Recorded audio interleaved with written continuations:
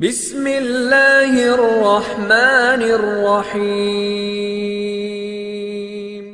আসসালামু আলাইকুম প্রিয় বন্ধুরা, এই যে মসজিদটি আপনারা এখন স্ক্রিনে দেখতে পাচ্ছেন, এটি কোনো সাধারণ মসজিদ না, বরং এটি হলো ভারতের প্রথম এবং সবথেকে প্রাচীন মসজিদ।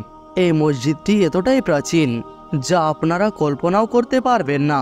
629 খ্রিস্টাব্দের মধ্যেই এই মসজিদটি সম্পূর্ণরূপে নির্মাণ হয়ে গিয়েছিল। আর অবাক করার কথা তো হলো এটি যে ইসলামের শেষ পয়গম্বর অর্থাৎ মোহাম্মদ মুস্তাফা সাল্লাল্লাহু তাআলা আলাইহি ওয়াসাল্লামও জাহেরিভাবে 632 খ্রিস্টাব্দে এই পৃথিবী থেকে পর্দা নিয়েছিলেন। ভারতের কেরালা রাজ্যে অবস্থিত এটি হলো সেই মসজিদ যেটি আমাদের হুজুর পাক সাল্লাল্লাহু তাআলা আলাইহি ওয়াসাল্লামের যুগে নির্মাণ হয়ে গিয়েছিল। আর সবথেকে অবাক করার বিষয় হলো এটি যে এই মসজিদটি কোনো মুসলমানে নির্মাণ করেননি, বরং এটি তো একজন হিন্দু রাজার হুকুমে নির্মাণ করা হয়েছিল। বন্ধুরা, এখন প্রশ্ন হলো যে এই মসজিদ নির্মাণকারী সেই হিন্দু রাজা কে ছিলেন, আর তিনি এই মসজিদটি কেনই বা নির্মাণ করেছিলেন? এই সমস্ত কিছু প্রশ্নের উত্তর জানার জন্য আমাদেরকে আজ থেকে প্রায় 1400 বছর পূর্বের ইতিহাস জানতে হবে। বন্ধুরা, এটি হলো সেই সময়কার ঘটনা যখন আরবে ইসলাম ধর্ম খুব দ্রুতগতিতে ছড়িয়ে পড়ছিল।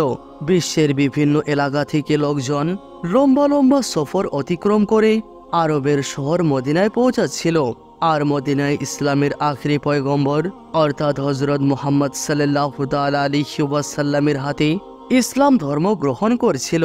ঠিক এই সময় ভারতের সাউথের এরিয়ায় অর্থাৎ বর্তমানে যেখানে কেরালা অবস্থিত, সেখানে চেরামন পেরুমল নামে একজন রাজা রাজত্ব করত, যাকে লোকজনেরা অনেক বুদ্ধিমান এবং শক্তিশালী বলে মনে করত। তিনার সম্বন্ধে ঐতিহাসিকেরা লিখেছেন যে একবার রাতের বেলায় রাজা চেরামন পেরুমল নিজের রানীর সঙ্গে মহলের বাইরে ঘোরাঘুরি করেছিলেন। হঠাৎ করে রাজা চেরামন পেরুমলের নজর সেই চাঁদের দিকে পড়ল, যেটি হঠাৎ করে দুই খণ্ডে বিভক্ত হয়ে গিয়েছিল, অর্থাৎ চাঁদ মাঝখান থেকে দুইটি ভাগে বিভক্ত হয়ে গিয়েছিল। রাজা চেরামন পেরুমল অবাক দৃষ্টিতে এই দৃশ্যটি দেখতেই ছিলেন। কে হঠাৎ করে আবারও সেই চন্দ্রখণ্ড দুইটি একত্রে মিলিত হয়ে গেল। এটি দেখে রাজা চেরামন পেরুমল অনেক বিস্মিত হলেন, আর তিনি এটি ভাবতে বাধ্য হলেন যে এই চমৎকারটি কিভাবে ঘটল। তিনি বারবার এটি বলে নিজের মনকে সান্ত্বনা দেওয়ার চেষ্টা করলেন যে তিনি যা কিছুই অবলোকন করলেন সেগুলি তিনার দৃষ্টিভ্রম ছিল। কিন্তু তিনার মন এই কথাটি মানছিল না, কেননা তিনি এটি ভালোভাবে বুঝতে পারছিলেন যে তিনি যা কিছুই অবলোকন করেছেন সেটি তিনার দৃষ্টিভ্রম ছিল না, বরং তিনি সত্য জিনিসই দেখেছিলেন। সমগ্র রাত্রি রাজা চেরামন পেরুমল এই কথাটি চিন্তা করেই কাটিয়ে দিলেন যে এই অদ্ভুত ঘটনাটি ঘটার পিছনে কারণ কি হতে পারে।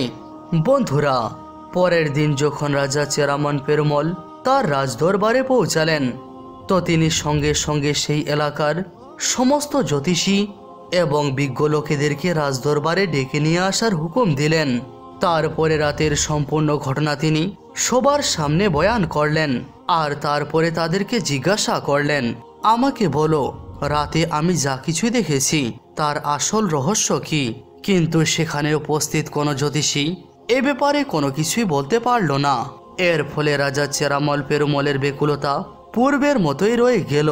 বন্ধুরা, আমরা আপনাদেরকে জানিয়ে রাখি যে আরবের বণিকেরা ভারতে ইসলাম ধর্ম আসার অনেক আগে থেকেই ভারতে আসতেন। অন্যান্য দেশের বণিকদের মতো আরবের বণিকেরাও ভারতে এসে ভারতের বিখ্যাত মশলা ক্রয় করে তারা নিজের দেশে নিয়ে যেত, আর সেই মশলাগুলি আরবে নিয়ে গিয়ে সেগুলিকে অনেক মুনাফায় বিক্রি করত।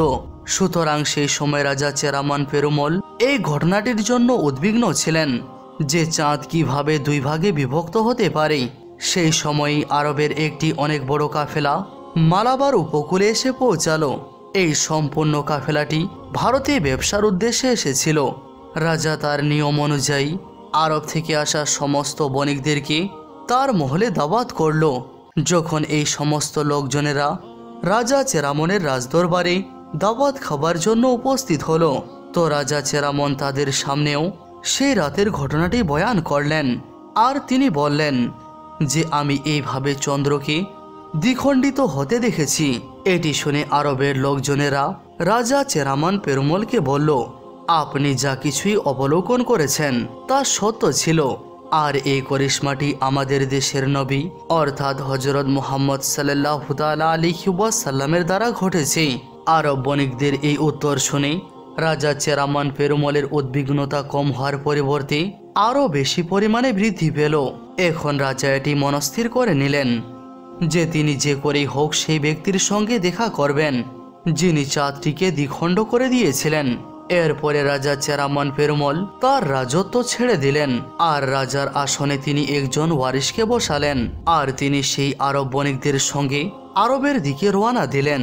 আরব পৌঁছানোর পর রাজা চেরামান পেরুমলের সাক্ষাৎ প্রিয় নবী সাল্লাল্লাহু তাআলা আলাইহি ওয়াসাল্লামের সঙ্গে হলো।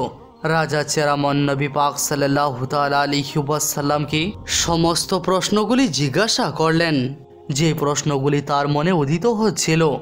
নবী পাক সাল্লাল্লাহু তাআলা আলাইহি ওয়াসাল্লামের সঙ্গে মোলাকাত করে এবং তিনার সমস্ত উত্তরগুলি জানতে পেয়ে রাজা চেরামান পেরুমল অনেক শান্তি পেলেন, আর তিনি সঙ্গে সঙ্গে ইসলাম ধর্ম গ্রহণ করলেন। ইসলাম ধর্ম গ্রহণ করার পরে রাজা চেরামান পেরুমল কিছুদিন তো আরবেই থাকলেন, কিন্তু তারপর কিছুদিন পরে নবী পাক সাল্লাল্লাহু তাআলা আলাইহি ওয়াসাল্লামের পক্ষ থেকে তিনাকে এই আদেশ দেওয়া হলো যে তুমি ভারতে গিয়ে ইসলামের তাবলীগ করো। তো এরপরে তিনাকে ভারতে ফিরে আসার জন্য মনস্থির করতে হলো। ভারতে ফিরে আসার সময় রাজা চেরামান পেরুমলের সঙ্গে মালিক বিন দিনার ছাড়াও নবী পাক সাল্লাল্লাহু তাআলা আলাইহি ওয়াসাল্লামের আরও অন্যান্য সাহাবী মজুদ ছিলেন। তারা এই উদ্দেশ্যে বেরিয়েছিলেন যে খুব শীঘ্রই তাদের জাহাজ মালাবার উপকূলে পৌঁছে যাবে। কিন্তু ঐতিহাসিকেরা লিখেছেন যে রাজা চেরামান পেরুমল পথিমধ্যেই অসুস্থ হয়ে পড়েন। তিনার অসুস্থতা এতটাই বেড়ে গিয়েছিল যে তিনি এটি বুঝতে পেরে গিয়েছিলেন যে তিনি আর কখনো ভারত দেশে ফিরে যেতে পারবেন না। তাই তিনি সঙ্গে সঙ্গে নিজের হাতে একটি চিঠি লিখলেন আর সেটি কডমালুর রাজার কাছে পাঠিয়ে দিলেন। তিনি সেই চিঠিটিতে লিখেছিলেন যে হয়তো আমি আর কখনো ভারতবর্ষে পৌঁছাতে পারবো না, কিন্তু আমার সমস্ত বন্ধু অর্থাৎ মালিক বিন দিনার এবং তার সঙ্গে সঙ্গে যে অন্যান্য সঙ্গী সাথীরা থাকবেন তো তাদেরকে সম্পূর্ণরূপে সাহায্য করিও।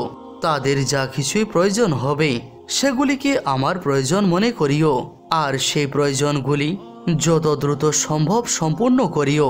বন্ধুরা, রাজা চেরামান পেরুমল তো রাস্তাতেই ইন্তেকাল করে গিয়েছিলেন, কিন্তু মালিক বিন দিনার এবং তিনার সঙ্গী সাথীরা ভারতবর্ষে পৌঁছে গিয়েছিলেন। কডমালুরের রাজাও রাজা চেরামনের চিঠির আদেশ অনুযায়ী তাদেরকে সমস্ত রকমভাবে সাহায্য করলেন, আর তিনি সে রাজা ছিলেন যিনি ভারতে প্রথম মসজিদ নির্মাণ করার জন্য আদেশ দিয়েছিলেন, আর যেটিকে সাহাবী মালিক বিন দিনারের তত্ত্বাবধানে বানানো হয়েছিল। আর সেই মসজিদটির নাম দেওয়া হয়েছিল চেরামান জামা মসজিদ। আর আজ পর্যন্ত সেই মসজিদটির নাম একই রয়েছে, অর্থাৎ এই মসজিদটির নামেই ভারতবর্ষের প্রথম মুসলমানের নাম অনুযায়ী রাখা হয়েছিল। বন্ধুরা, হয়তো চেরামান পেরুমলই হলেন ভারত এবং বাংলাদেশের প্রথম মুসলমান। বাংলাদেশ এই জন্যই বলা হচ্ছে কেননা সেই সময় ভারত বিভক্ত হয়নি, অর্থাৎ বাংলাদেশও ভারতের সঙ্গেই যুক্ত ছিল। তো বন্ধুরা, আশা করি আজকের এই ভিডিওটি আপনাদেরকে অবশ্যই ভালো লেগেছে। যদি ভালো লেগে থাকে তাহলে ভিডিওটি লাইক করে চ্যানেলটি সাবস্ক্রাইব করে রাখুন। ভিডিওটি দেখার জন্য শুকরিয়া।